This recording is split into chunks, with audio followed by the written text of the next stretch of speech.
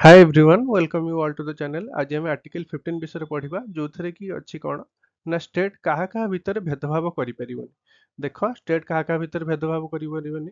थर दी जण लोक दी जण अलगा रिलीजन रे जन्म ग्रहण करछंती किबा दी जण अलगा कास्ट जन्म करछन ग्रहण करछंती जणे पुओ किबा जणे झियो किबा अन्य को जागा रे जणे जन्म ग्रहण करछि आउ जणे दिल्ली रे की जन्म ग्रहण करछि थर जणे ओडिसा रे जन्म ग्रहण करछि जणे थर कोन नॉर्थ ईस्ट रो कोन मणिपुर रे जन्म ग्रहण करछि तांको भीतर कोन भेदभाव करिपरिबनी आम स्टेट हैला। आउ एइटार बेसिस रे हमर सीए प्रोटेस्ट होउची सीए कोन सिटीजनशिप अमेंडमेंट एक्ट जो होउची से कहउचनी मुस्लिम मानू कोन पे सिटीजनशिप दिया जीवनी आउ अन्य मानू कोन पे सिटीजनशिप दिया जीवो। सीए रो जदी वीडियो देखियो चाहछनी ताले पळेबे प्ले लिस्ट रे टॉपिक फॉर मेन रे सीए रो मध्ये वीडियो अछि हैला। कोन से कहउची कोउथरे आमे डिस्क्रिमिनेट करि परिबानी। देखो फास्ट हैला जे कोनोसी दुकान हैला पब्लिक रेस्टोरेंट जोटी समस्ते बसी खाउचंती होटल हैला किबा पब्लिक एंटरटेनमेंट म्यूजियम हैला पार्क हैला किबा सिनेमा हॉल हैला ए सब जगह को जीवा को हमें स्टेट तांको मना करि परिबनी जे कोनोसी धर्मर लोक होंतु जे कोनोसी कास्ट लोक होंतु बा जो जगह रु आसिथांतु हैला।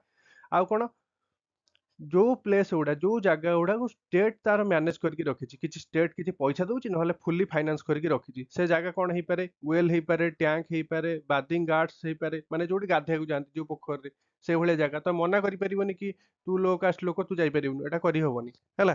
तापरे रोड हैला रोड गुरा तो स्टेट मेंटेन करके रखुची तेणु एथरे मना करि हबनी से मानको यूज करबाकू जे कोनोसी धर्मर लोक हो रेसर लोक हो कास्ट लोक हो कि जे कोनोसी जगह रु आसीथिबा लोक हो हैला। तापर आସୁଛି यार एक्सेप्शन कोन आସୁଛି ना स्टेट जदी चाहिबो जे लेडीज हेले वोमेन हेले आ चिल्ड्रन माने केमति एडवांस करिवे सेति पे किछि प्रोविजन आनी पारे एटा आर्टिकल 15 अंडर रे जीवन है बा आर्टिकल 15 रो भायोलेशन बोली धरा जीवन है। आ गोटे कोन हे पारे एडवांसमेंट केमिति हबो SCBC socially educational backward class जो रहिला एससी रहिला एसटी रहिला से माने केमिति कोन ताकर केंडी एडवांसमेंट हबो सेति पे किछि लॉ स्टेट बनै पारे हैला।